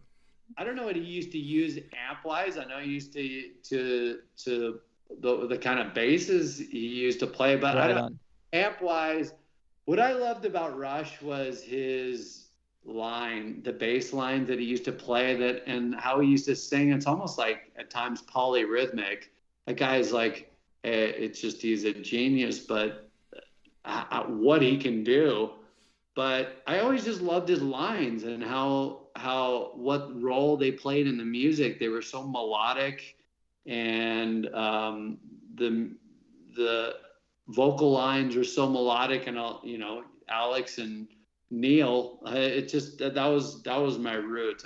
I sure heard Limelight. I was like, I don't even know what the hell that is, but I gotta play it. And it's just been a huge Rush fan ever since. I have the highest respect for him. Right on. I think he used to Ampeg. He was an Ampeg guy. I could be wrong. I think he was an Ampeg guy. Hey, we're not gonna we will not call you out. We will stick with Ampeg.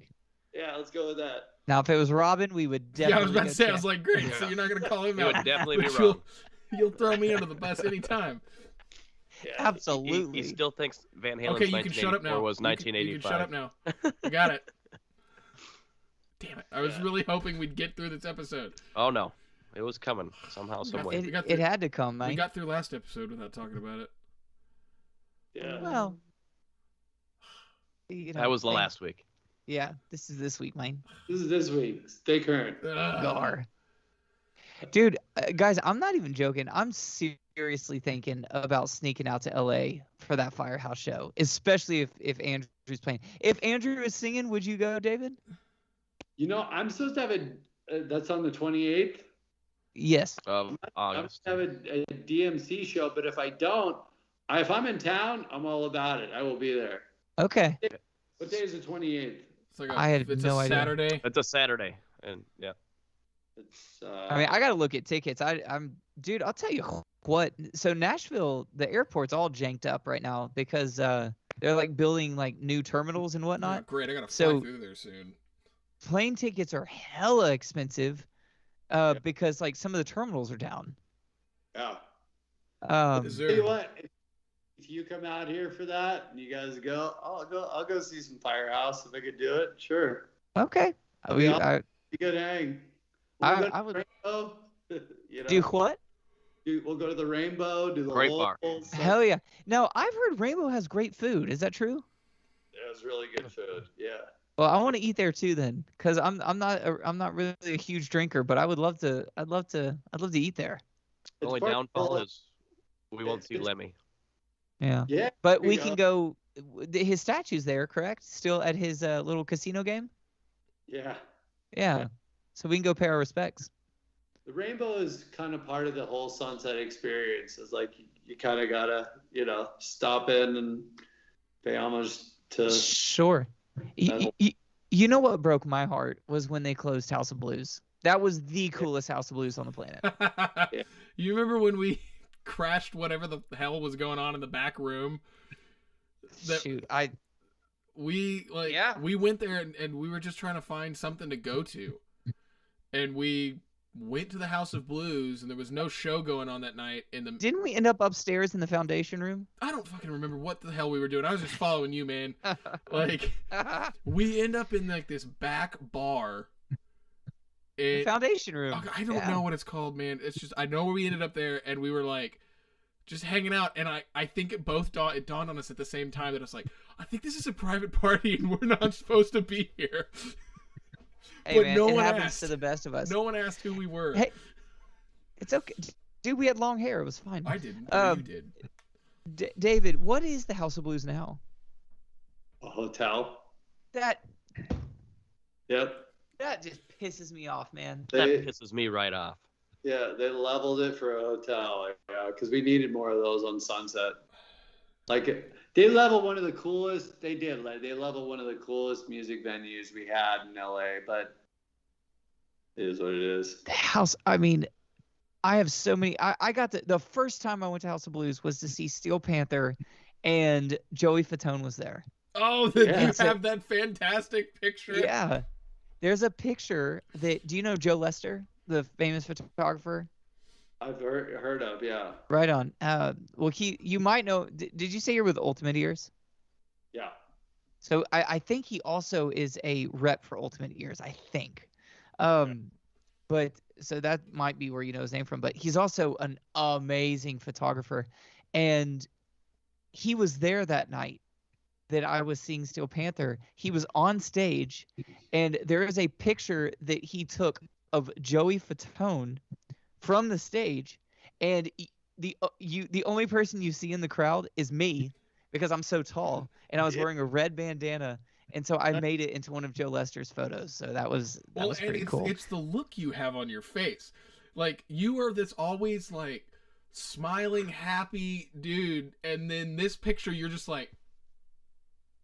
I think I was just so excited to be at Steel Panther, man. I was paying attention to it. And then funny, believe it or not, now fast forward, I don't know, maybe 7 or 8 years, I was playing Rock of Ages with Joey Fatone, because he played Dennis Dupree for 6 months in Las Vegas. Very nice guy, by the way. Anyway. Zach, where's this picture? I want to find this picture. I have no idea, dude. I haven't seen it in ages. You had it on your Facebook, I thought.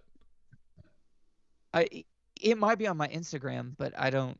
I'm gonna find that picture, and I'm gonna post it on the Rock Attention. Talk for a second. I'll see if I can find it on my Instagram. Well, yeah, but we need to post that to like our Facebook or like our Instagram page so that all of our adoring fans can see it.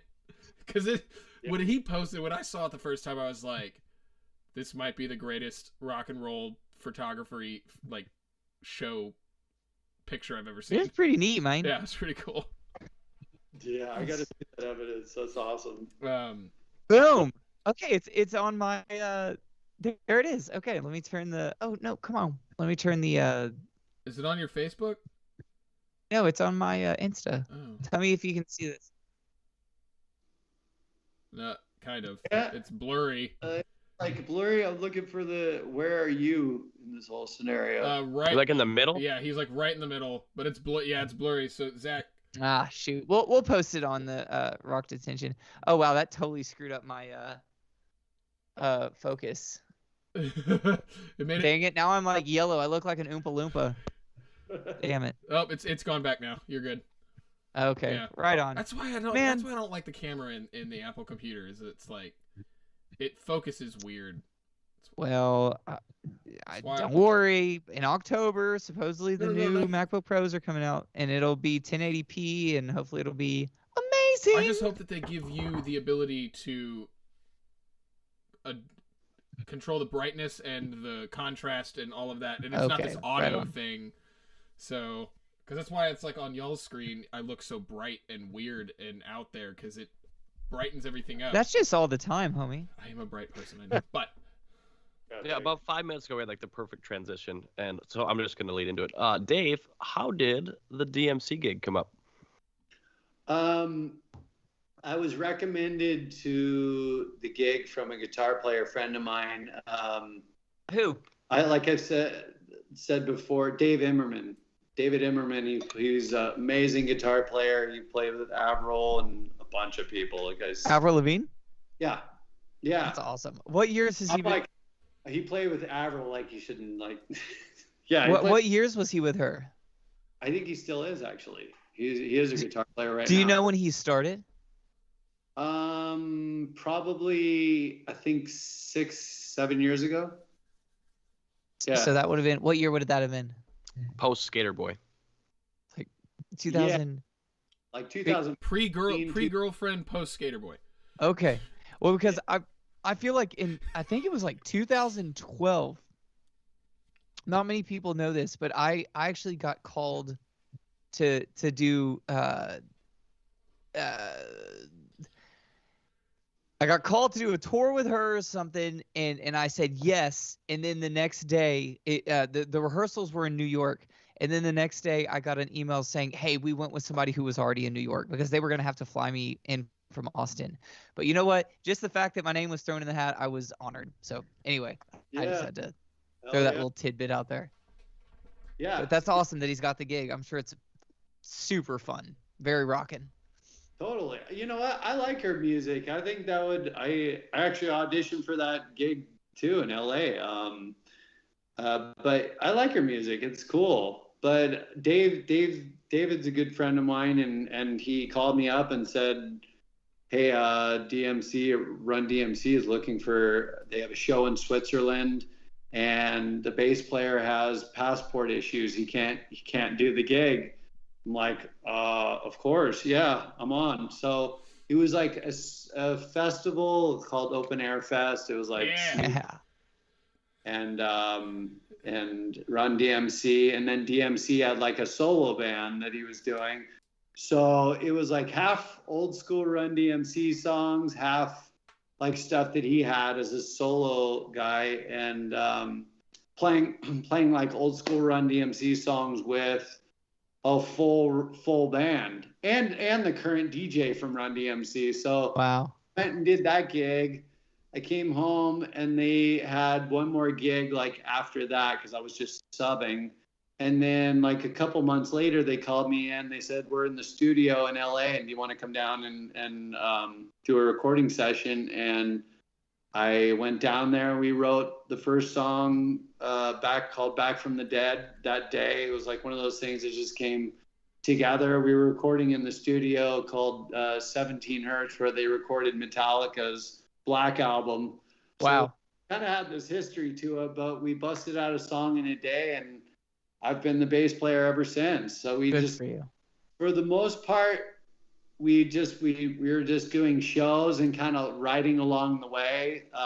The drummer, Veronica Bellino, she's also in a band called Life of Agony. She's a drummer in that, but she's a great rider. Rich Devletian, he's great guitar player. He used to be in a band called Hours. I've heard of Hours. Yeah. And, like HOURS? Yes. Yeah. Right on. I believe so. Yeah.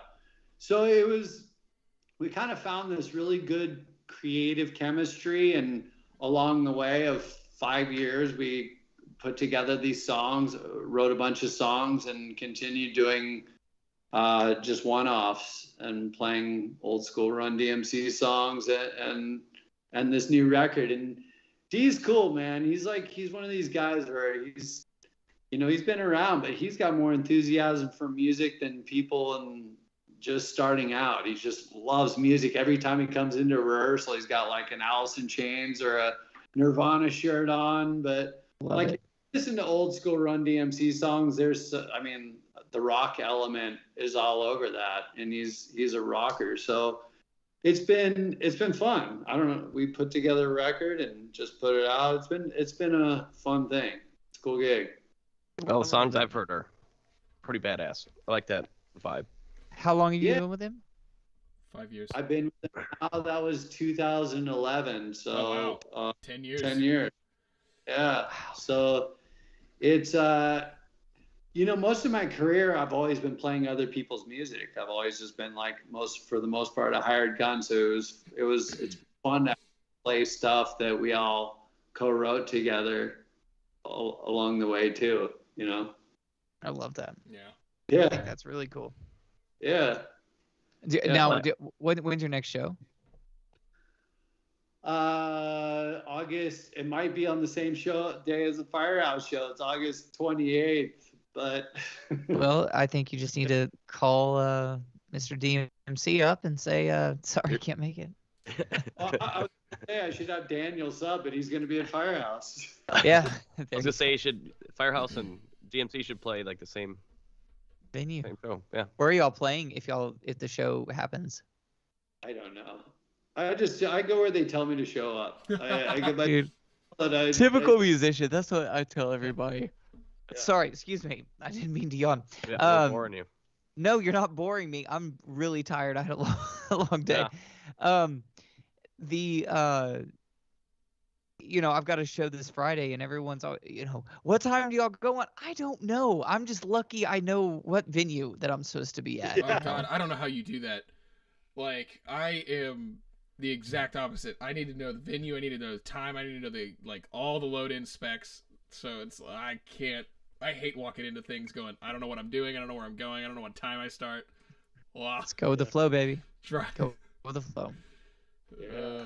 Dude, David, I hope August 28th works out, man. I want to. I have so many more questions. I kind of hope my gig cancels, and then I can go out. We're gonna hang, all three of you guys. We're gonna get the Sauna Patrol to LA or Nashville or at some point. Well, absolutely. Definitely hang. I do like the thought of all y'all coming here. Yeah. Of course. Of course you do, Robin. And Robin still to be like, hey, I got something that came up. Can't hang out. Sorry, guys. It's got a gig. Yeah. Yeah. Now, between DMC and I also tour in this this corporate, like a high-end corporate band called the Party Crashers. Between that, I'm just like I'm pretty fortunate. And that thing is something I wasn't expecting. It's just a group of some of the sickest players, and it's not like one of these like bands where it's like a staffed band where it's like who can show up this week. Yeah, it's like the same people, and it's so between those two things, dude, corporate's where it's at, man. There's some big bucks in that. I'm telling you, dude, it's nuts. It wasn't. A friend of mine called me about it. He was like, hey, I got this corporate thing. It's based out of Salt Lake City. Do you want to sub for me? And I'm like, at first I'm like, yeah.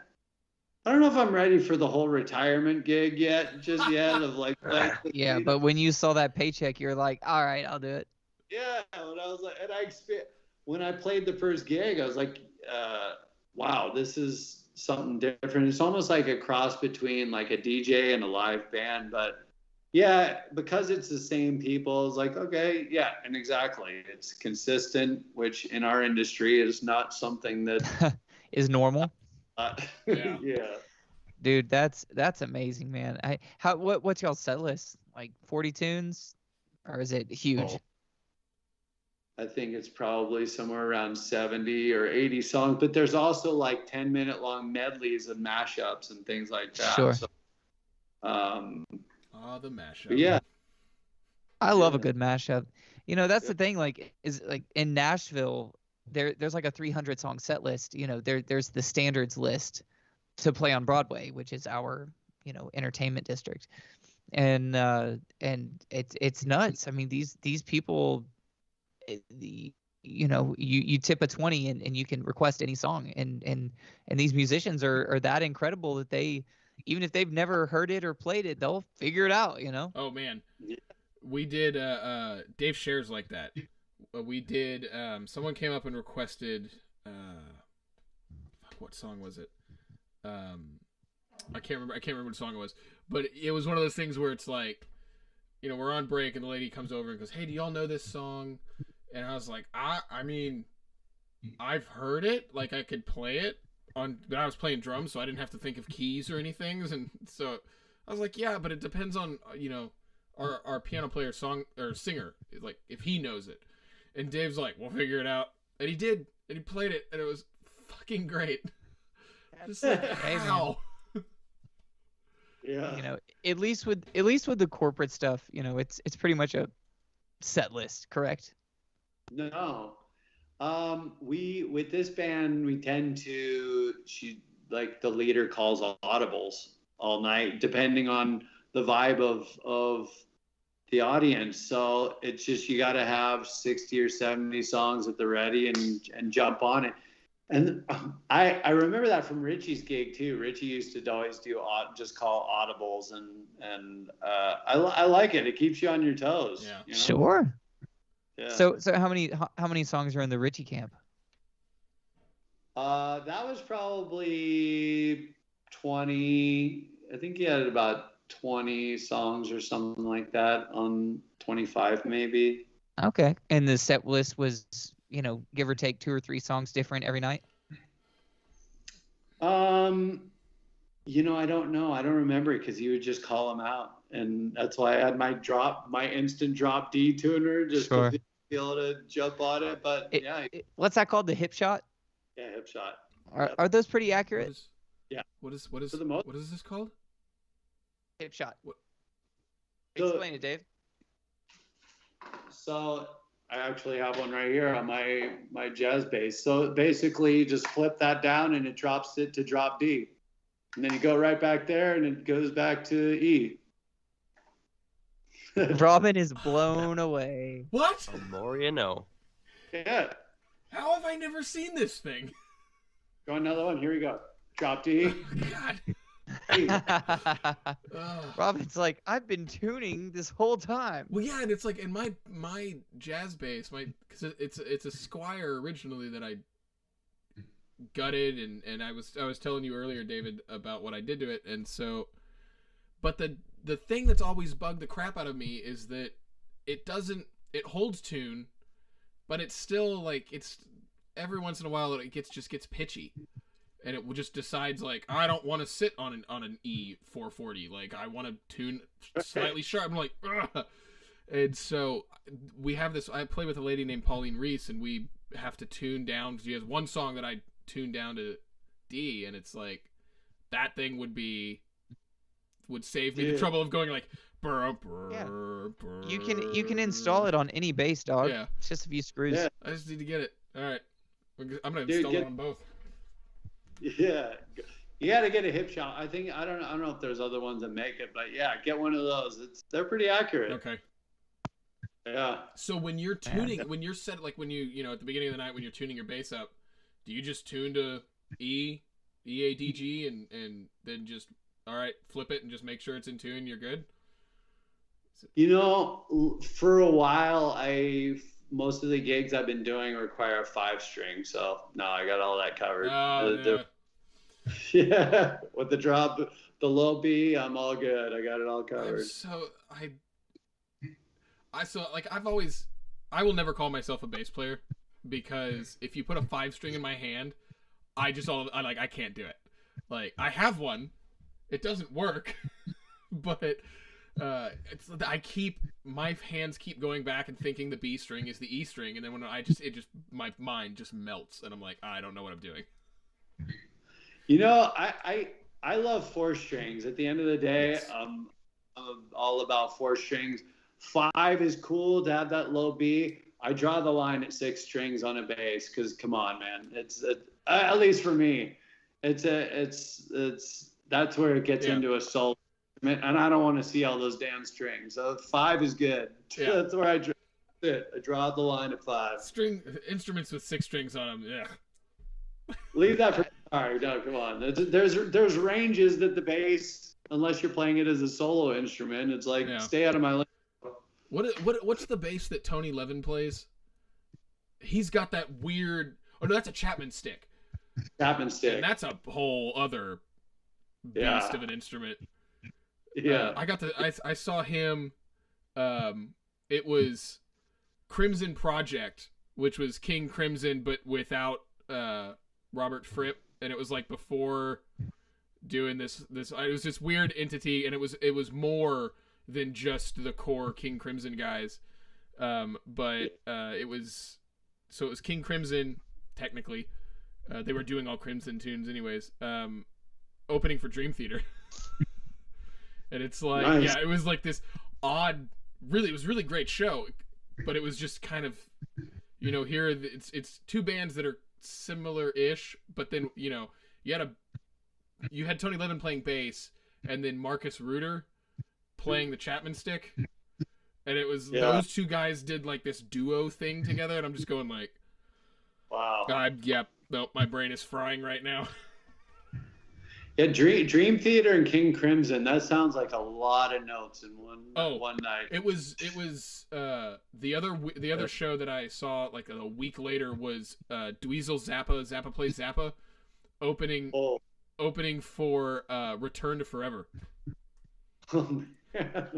And that was a show. Oh wow. Yeah. So yeah. Stanley Clark. Holy moly! Yeah. Well, have you guys ever heard Return to Forever, TJ, Zach? Can't say I have. So it's Chick Corea, Stanley Clark, Lenny White, and I believe Al Di Meola, right? Pretty sure, yeah. But obviously Al was not playing at the show that I was at. So like those are all in the jazz world. I mean, those are like some of the biggest heavyweights in the world, in the world of jazz. And so Return to Forever was this massive project for all four of them, and it's just like this for a jazz head, like they're like the peak, like some of the peak, to go see. And so then to see like Zappa Plays Zappa opening for Return to Forever, it's like, oh, wow, your brain's just fried at the end of the night. Or you just want to quit and just go and do something else completely. Yeah. What I do. So yeah, there's a local club here called the Baked Potato. Yep. Yes. Dude, I love that place, and it's such a cool venue for music. But when I leave there, sometimes I'm like, I've heard more notes of music and like gymnastics than I need to hear for a long time. It's like, come in here and show you every lick you've ever learned and what you like. Christ, after a while, I love to see people really be proficient. But do you know James Santiago? By name, yeah, but not personally. Monster guitar player. I think he works for Voodoo Labs. He might be with Universal Audio now, but his wife plays, I believe, saxophone with Dweezil Zappa, and they're always playing at the Baked Potato. I went there one night. It was monstrous. Have you ever seen a drummer by the name of Kirk Covington? He played in a group called Tribal Tech for a while. Yeah. And he's the guy who like I've worked for him for a while here in Austin, and it's like just watching him play, I'm like, there'll be days where I was like, God, I need to go home and practice, and I'll just come home and like woodshed. And there's other days where it's like, that's it, I quit, I'm done. Like, no. Like I'm gonna go be like a psychologist. I'm out. Totally. Who was the bass player? It was like Gary Willis or something like. Yeah. Those guys were monsters. Yeah, it was because the whole thing, I believe, was Gary Willis and Scott Henderson. Yeah. And then Scott Kinsey played keys, and Kirk was on drums. And that's like a mind melting everything. So. Yeah, totally. Go down the rabbit hole on that kind of jazz music. So. Yeah, that's the one style I can't say I do play. I try to leave that to the professionals who have studied jazz. Right. They grew up on metal and funk and all that stuff. Jazz. Oh man. Well. You want me to see? You want to hear me sound horrible? Put me in a jazz trio. It'll be like I started playing yesterday. Yeah. I feel the same way. Yeah. Oh man. Takes me back. Me and Robin were in jazz band in high school. Yeah. Yeah. Wow. Man, we're gonna have you back on, Mr. Filice. There's so many more questions, but I think we accidentally went past 69 minutes. Just a little bit. A little bit. I've got the sauna calling me in like 4 hours, so this will be fun. Yeah. Absolutely. That's right. Hey, anytime. This has been fun. Thanks for having me on. Well, thank you so much for being here, and thank you all who tuned in tonight. Be sure to go follow Mr. Dave and keep in touch with all of the awesome things that he is doing. And yeah, thank you all for being here. God bless all of you, and we'll see you next week, Mr. TJ. Thank you guys, as usual. Thanks for watching. If you're still watching, apologies for the late episode, and thanks for being on a late episode, Dave. Thanks for being here in general, and I guess that's all I got. Like, subscribe, follow Dave, the whole works. Do the same for us. Yes. It's annoying to say, thank you, but, Dave. yeah. Over to you, Robin. Dave, this was a pleasure. I always love nerding out with other musicians, so we definitely have to have you back on. Yeah, as everybody said, please go follow Dave. I believe what's your Instagram is Dave F. Dave Music. Yeah. It's at David F Music. There you go. So go find him. He's always doing amazing things, as you've heard on this podcast. And yes, as Dave asked me in the beginning before all of this, and for all of those wondering, yes, those are fully automatic Nerf guns in the corner. There's literally no one wondering. Everybody's wondering. But yeah, all right, gentlemen, class dismiss.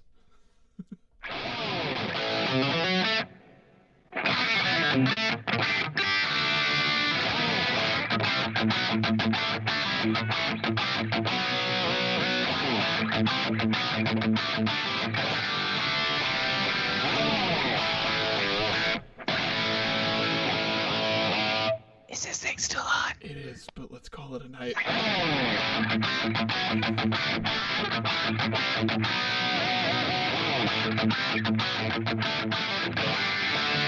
Okay, now it's still on. I'm gonna push the finish button now, okay?